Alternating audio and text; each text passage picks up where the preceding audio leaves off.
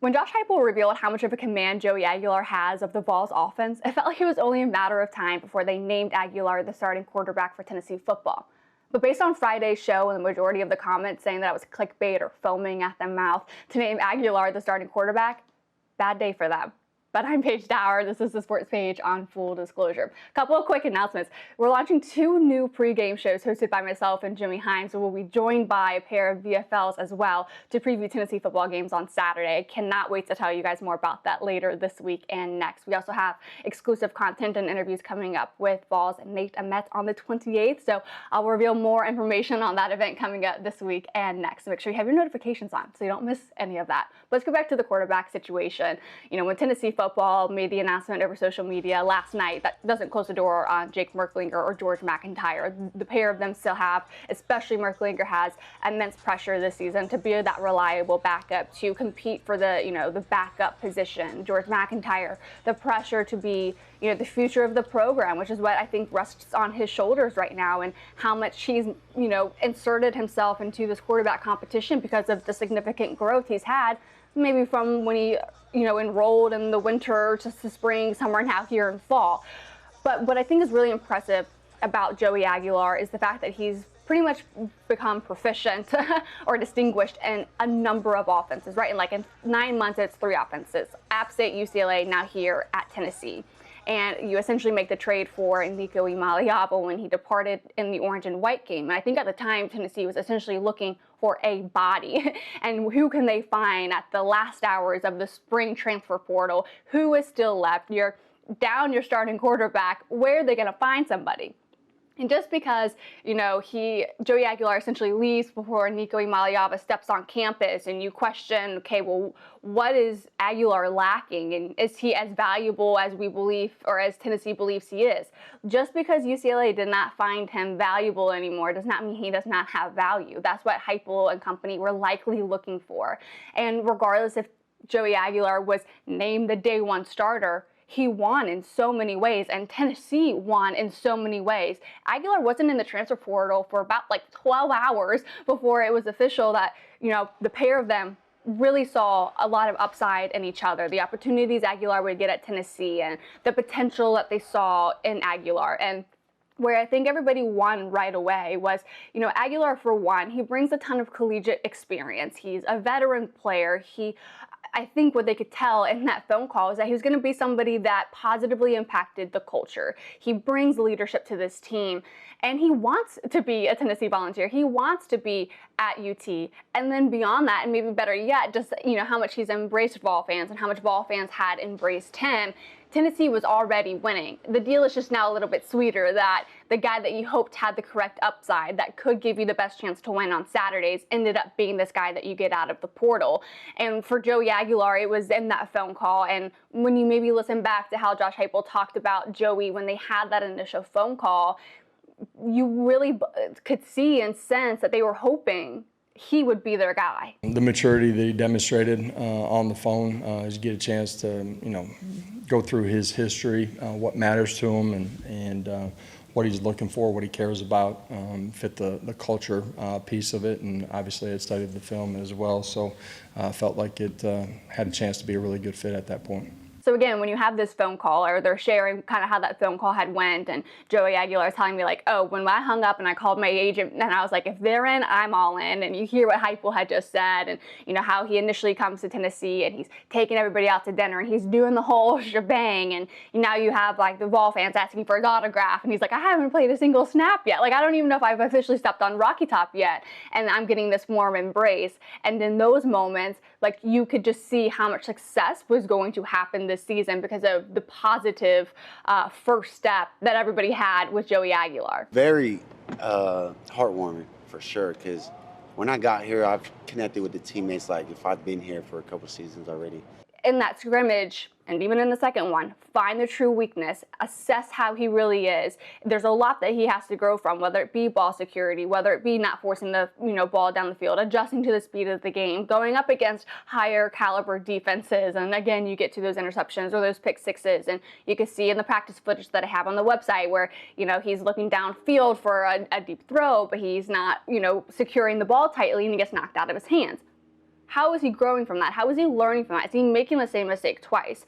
And I think that's where you see a lot of comfort for him. And that's where we get to where people were saying I was clickbait the other day, or that I was foaming at the mouth. It was Heupel's words that said he was extremely comfortable. And here that thought is again, or soundbite again, of Heupel describing and almost giving us the answer that Joey was going to be the guy. He handled himself extremely well. That's today. I think he's got better from day one up until today's scrimmage, really, every single day. The comfort and control. He's handled himself extremely well during our night walkthroughs, which is, mental focus, mental sweat, and because of that, he's, extremely comfortable in what we're doing right now. And on the note of interceptions, I know you can't ignore the 2024 season that he had, where it's like 14-some interceptions, and his 2024 year was a dip in production compared to the 2023 year. You also have to look at the other circumstances, right? You can't just, again, continue to put it all on the quarterback. Did he force things?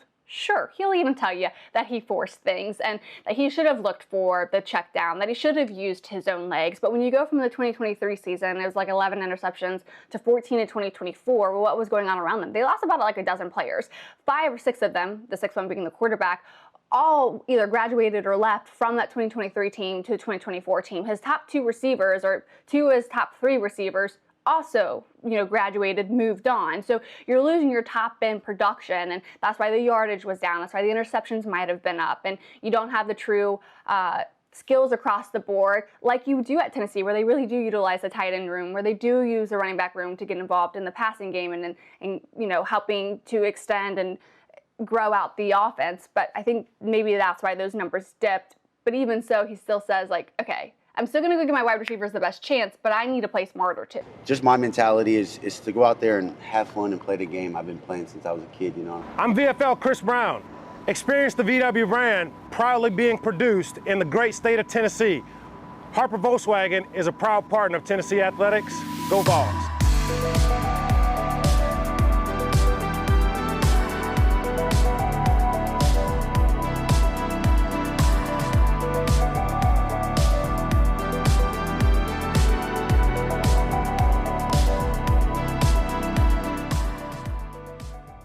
Again, I think there's a lot of ways in which Tennessee wins with starting Joey Aguilar as the starting quarterback for game 1 of the season. Does it stay that way the rest of the game or the rest of the season? That is to be seen. And I think the way that the competition will continue, or I think the competition will continue throughout the rest of the season, right? Like Jake and George have really inserted themselves in this competition. It is, still their job to lose, their opportunities to lose. What I think Tennessee should not do this season is play the starting quarterback, especially non-conference games, into the 3rd and 4th quarter if they have a sizable lead, like they did so much with Joe Milton, where you really didn't get to see much of Nico Imaliaba, good or bad, because you left, Joe in there until the 3rd and 4th quarter against teams like UT Chattanooga. So there's a huge emphasis, I think, this year with how many question marks there are across the offense to play younger guys when the opportunity presents itself and to take it when it's there. And I think that will go back to previous episodes we had continuing about concerns in the wide receiver room